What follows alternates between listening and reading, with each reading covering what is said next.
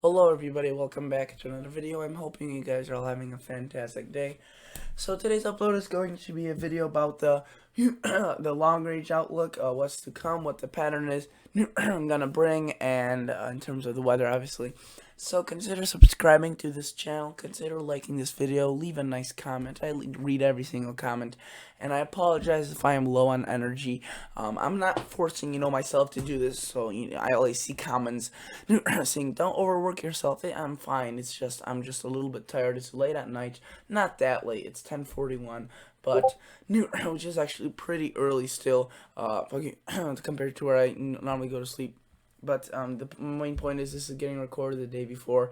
This will be uploaded the next day on Wednesday. That's why the model runs maybe a bit older, but they are still valid as the information doesn't really change in the long range. From drastic position to another drastic claim within 20 to 48 hours.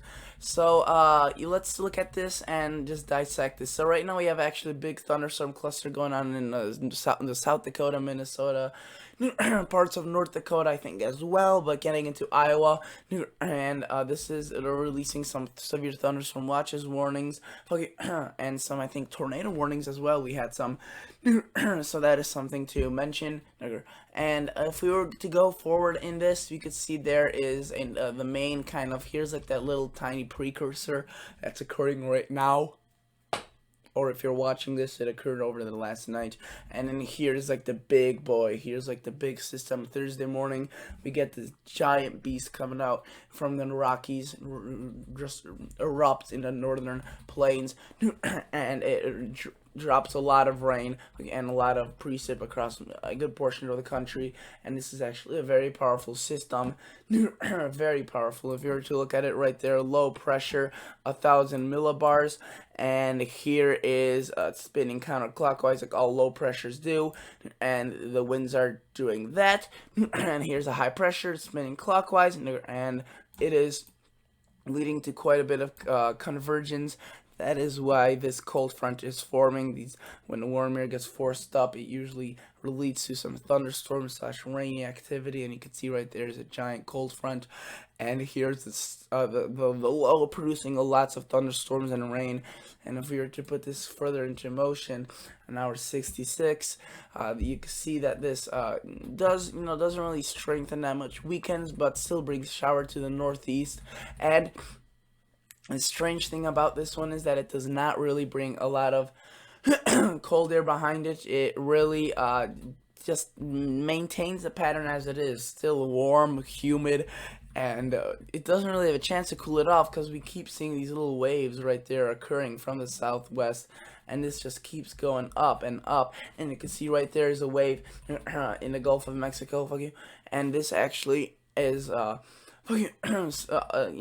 as by some models considered more of a tropical system. The GFS doesn't consider that much of a threat, but you can see right there by Alabama, Georgia, Mississippi, it brings in quite a bit of moisture, and that again just contributes to that warm, muggy air mass that is occurring. Very unseasonable warm air that is occurring across mid September right now. The beginning was chilly, and then you can see there's also a hurricane possibly right there.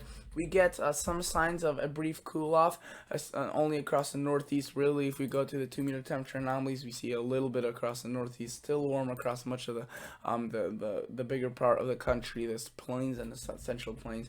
And then we move forward with the storm, and you can see that, I mean, it's just another one just erupt, and this one's actually really big, 995, 996. This one is also big, cold front, high pressure again. I mean, that's just a perfect setup, classic setup, and it's just so beautiful to see it. We have this high pressure blowing in pretty strong into into this cold front, which is getting pushed by the low pressure. And this is where the usually we see the most aggravated slash angry Mother Nature, as I like to say, when we see these two nature pieces, a low and a high pressure basic forms of the weather.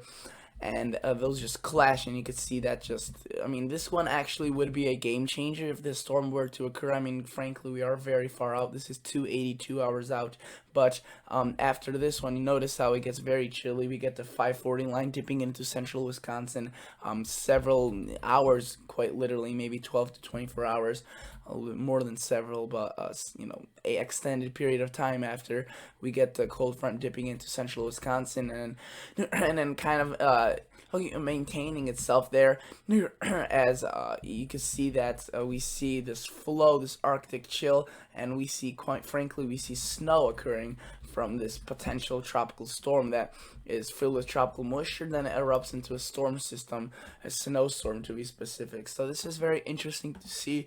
Obviously, sorry about that, I just yawned in case anyone was wondering, but obviously there are signs of winter, that winter is coming and showing. You can see right there the blue anomalies, very chilly. Here's a cold front, the blue temperatures follow it. Northwest stays rather warm along with the southwest. Notice also there's a hurricane. You can see that swirl moves up to the north, and it kind of collides because it brings in warm air, but then right behind it's cold air. So we'll see. I mean, this is very far out. We'll see what the models have to show about this. The European model doesn't really show this because the GFS, when it did show it, was further out in the 380 or in the 300 plus range. The European only goes out to 240 hours, so it doesn't have that much of a reach slash range. But you can see that they're definitely agreeing on the fact that there will be a general ridge across the east, and especially the east and central U.S. And west may actually, according to European, get a little bit of a chill here, some chillier temperatures across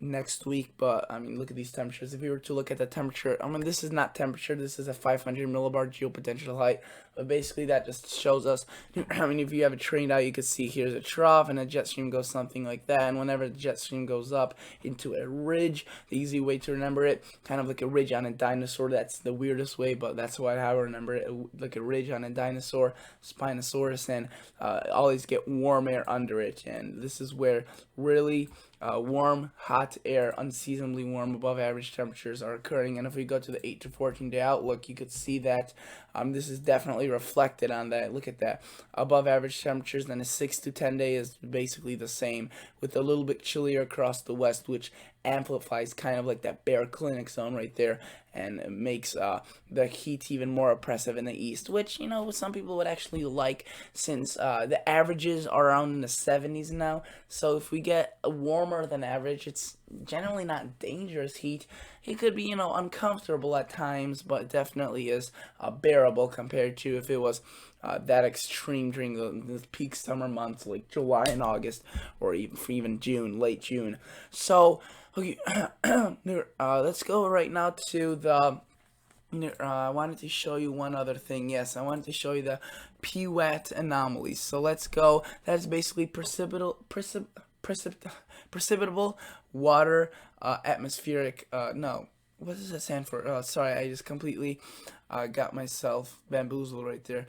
PWAT, precipitable water in the atmosphere, something like that, and basically shows, all you need to know is basically shows you the amount of moisture, amount of water content. That's if you were to ring, kind of like put a sponge in the atmosphere and wring it out, that's how much that's what the index is showing you right here. And the green is above average, the more brown it is, the below average. Look at that, above average for much of the country, for I would say at this point, this is 36 hours out, I'll say like 75% of the country is above, and it especially gets amplified when the storm system starts sucking it in, and we get that really hot, humid conditions out in front of it, around for that cold front. Behind it, yes, some chillier, drier conditions. Okay, but notice how the flow of warm, humid air just jumps right back into position and does not give this this cooler air any time to break, and we just constantly see more and more green, and at times it just gets to ridiculous levels when you start seeing this blue that is extremely above average. And really high and definitely above average. I mean, look at that. That is just ridiculous blues. We don't, typically see this that much. I mean, it makes sense that we're seeing this in September when the atmospheric conditions are still right, but such strong storms are usually, left for the hurricane or the tropics, or in late to early spring. Also, I'd like to show you the relative humidity of this. This is several hundred feet up. This is not at the surface, the humidity, but it also reflects to show you. If we were to look at the same frame as I was just showing the storm, you could see right there, humidity is right where the above average water is in the atmosphere, and that basically what humidity is. It's basically the water content in the air, and that's why it feels so muggy and so unpleasant when the humidity is high, because you're literally surrounded by more moisture than you would be on a typical day. Typical being drier, obviously. You can see there are going to be some bouts of drier air, but generally quite a bit of above average, some greens, and you could see that around tropical storms like this potential one right here, we would be seeing very abundant amounts of humidity, but in these locations it would be drier, where obviously there's no tropical system. So thank you guys so much for watching. Consider liking this video, consider subscribing to this channel. I'll catch you all guys on the next episode. See ya.